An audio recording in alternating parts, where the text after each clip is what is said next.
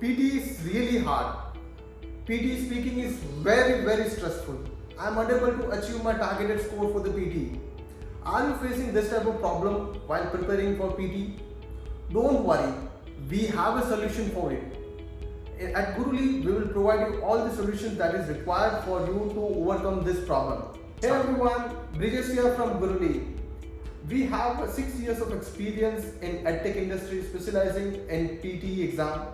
In this video, we will cover up some best strategy for PTE Read Aloud, and also we'll be discussing how you can overcome the fear of PTE speaking. So watch the video till the end. Without further delay, let's start the video.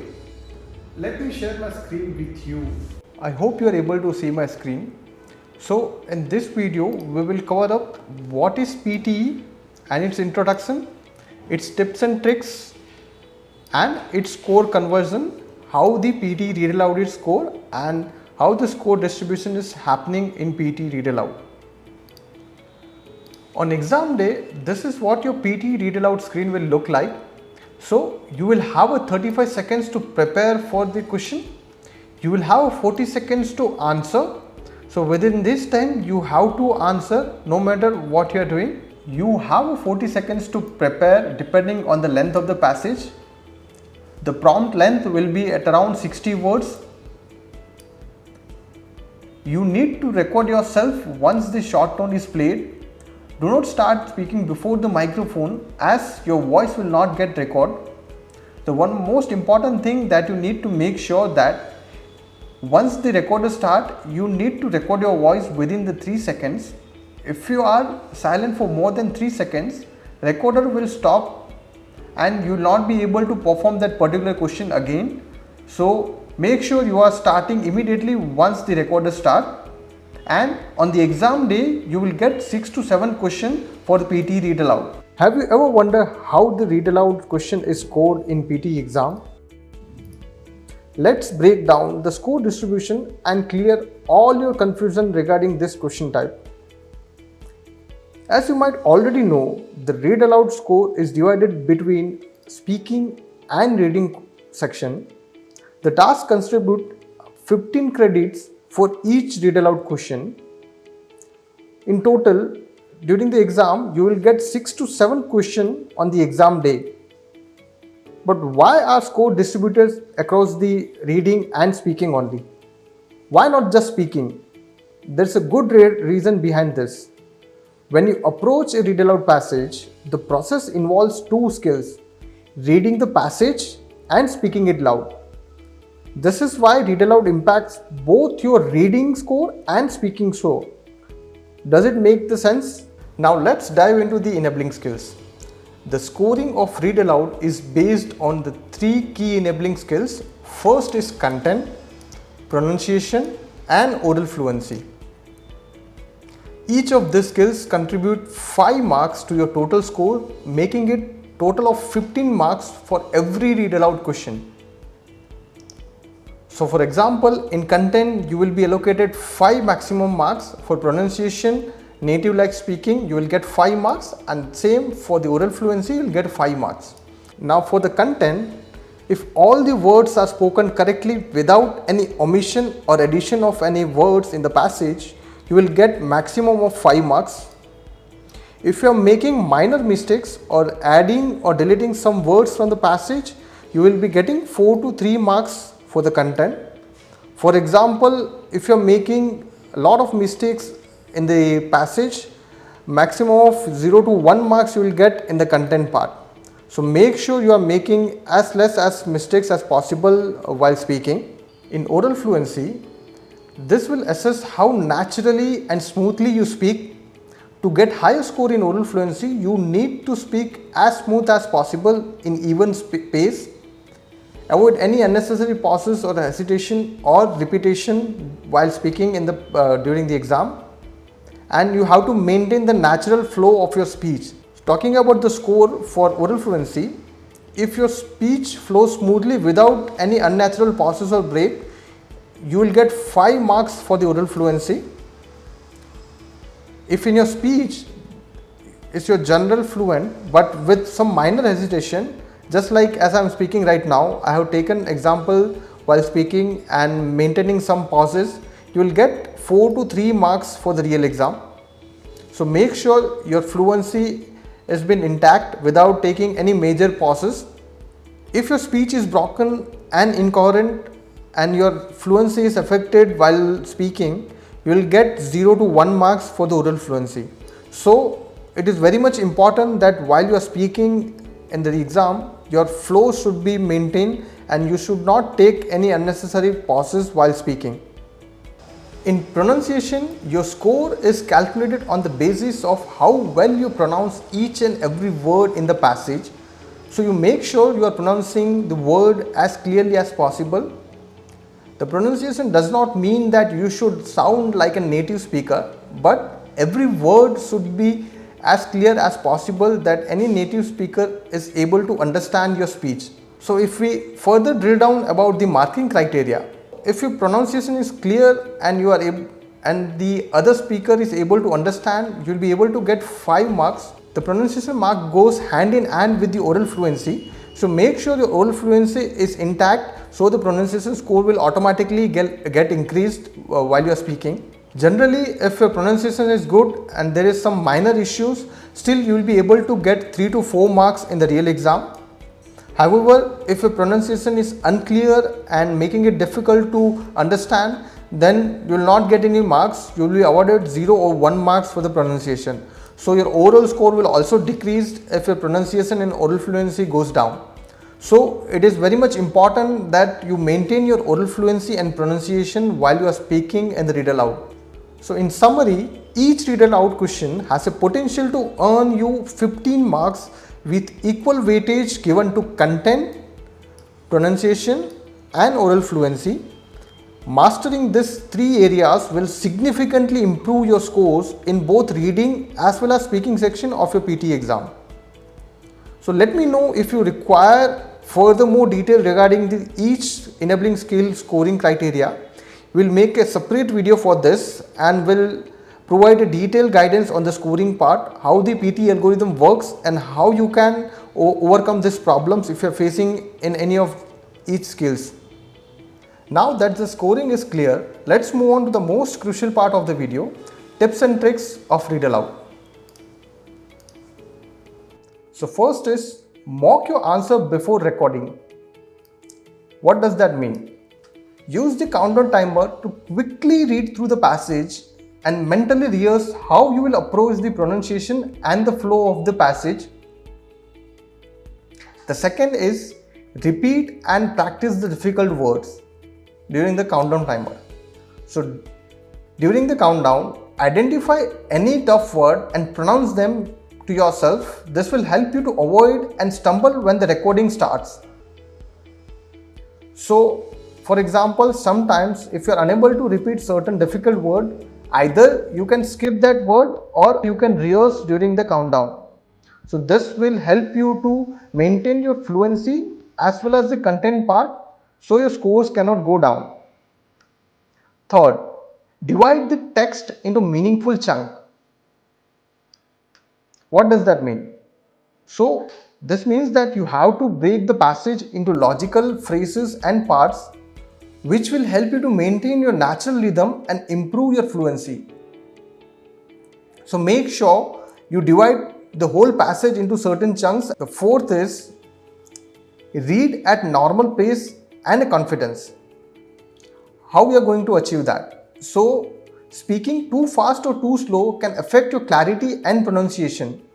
So keeping a steady pace and a project confidence in your tone will help you to achieve a maximum score for the pronunciation and the fluency part. So how we are going to achieve that?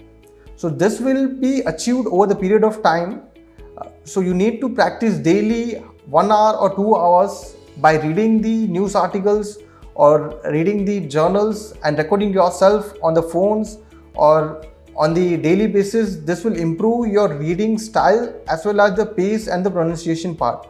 So make sure you are practicing daily on a basis of 1 hour or 2 hours to improve your reading scores.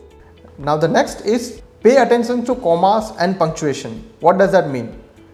So commas, semicolons and full stop guide the natural pauses in the speech. Ignoring them then can disrupt the fluency and affects your scores. So in order to improve your fluency, you need to make sure that you are taking necessary pauses while reading. This will help you to maintain your fluency. So in short, you need to take small pauses if there is a comma, or a bigger pause if there is a full stop. The next is avoiding any fillers. For example, if there are any hesitations in sounds which will break your fluency of your speech, will decrease your score. So how we are going to improve that? So practicing regularly on daily basis and recording yourself on your cell phones will help you to identify these areas of mistakes, and this will dramatically improve your pronunciation and fluency scores. The last is emphasizing on meaningful words. So putting stress on important words convey the meaning of the passages effectively. This will help the listeners to understand the content better, and the algorithm will try to give the maximum scores for the pronunciation and the fluency part. So make sure you are following all these do's which has been listed over here. If you are following all of this, this will improve your scores for all the three enabling skills. Now let's move on to things that you need to avoid while speaking for read aloud. The first is don't hesitate or restart the sentence. What does that mean is, if you make a mistake, just move on. Don't try to correct yourself, as it can affect your fluency and rhythm. So make sure you continue with your next word without correcting yourself. The second is don't add extra word or letters apart from the original text. There are tendencies that while speaking you might add certain words or syllables when you speak during the read aloud. So you need to make sure, and you need to see that you are not adding any extra word or omitting any extra word while speaking, which will impact your content score if you are making any mistakes during the reading passage.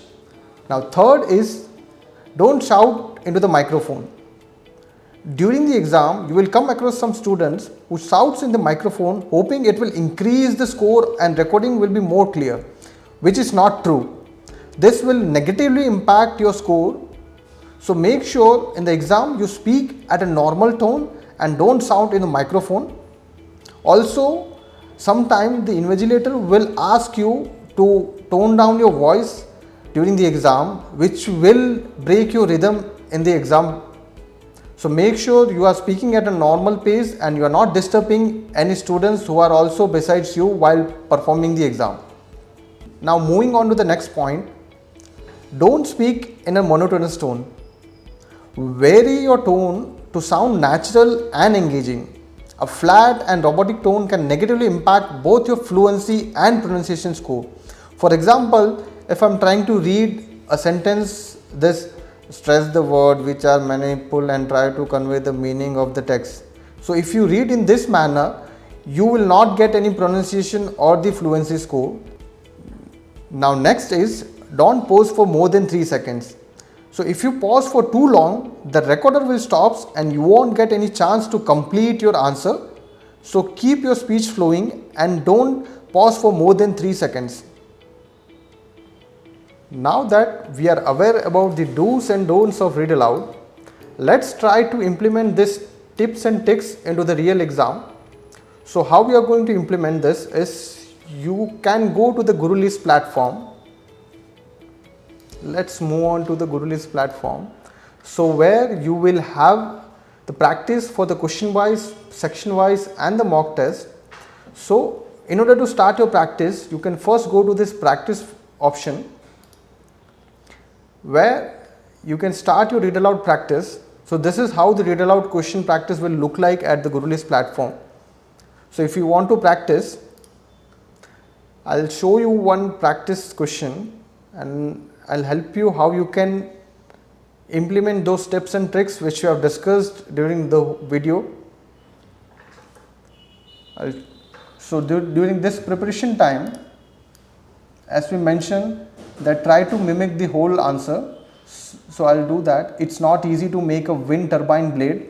Conventional blade requires a lot of labor. They are a sandwich composed of fiberglass sheets of glass. Alright, let's start.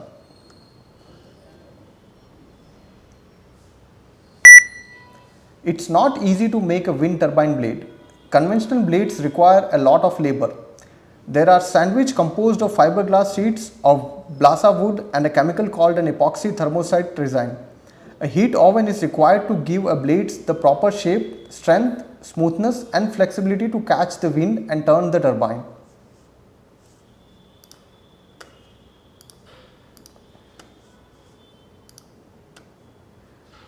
So once you finish, you need to click on the score. You can see we have made a lot of mistakes in the labor part. Just a second. In the labor, this one, we'll see where we have made the mistake.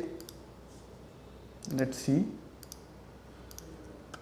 You can check it out. We have made this mistake. So the platform will highlight this word which we have spoken wrongly in the pronunciation part. It's not easy to make a wind turbine blade. Conventional blades require a lot of labor. There are sandwich composed of fiberglass sheets of balsa wood and a chemical called an epoxy thermoset resin.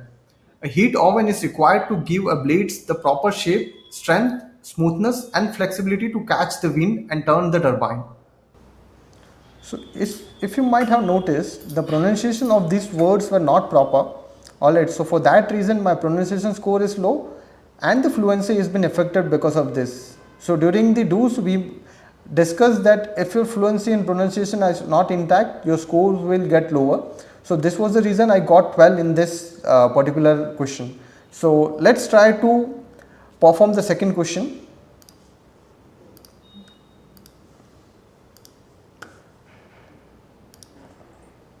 So during the preparation time, we will try to mimic the whole question. So to understand how sharing affects a person's subjective and objective knowledge, the researchers allowed a group of students to read and share a range of news articles. The students then had to rate their subjective knowledge of each article before completing 3 multiple choice questions that assess their objective knowledge.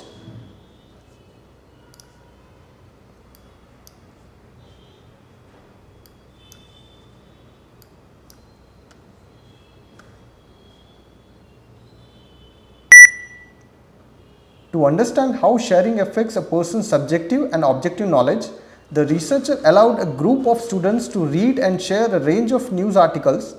The students then had to rate their subjective knowledge of each article before completing 3 multiple choice questions that assess their objective knowledge.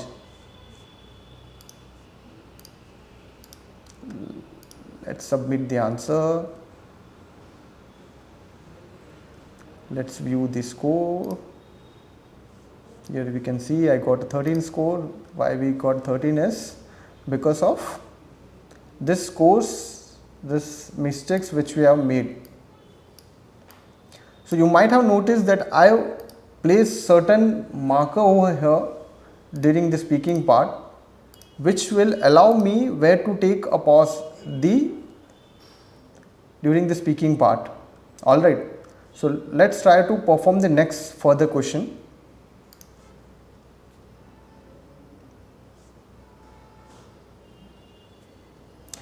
Eco-anxiety refers to a fear of environmental damage or ecological disaster.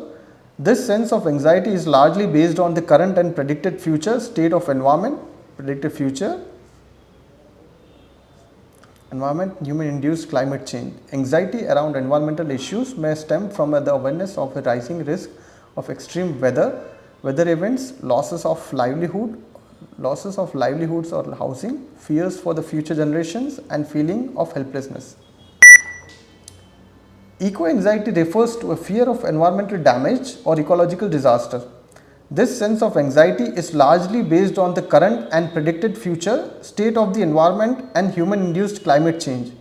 Anxiety around environmental issue may stem from the awareness of a rising risk of extreme weather events, losses of livelihood or housing, fears for the future generation and feeling of helplessness.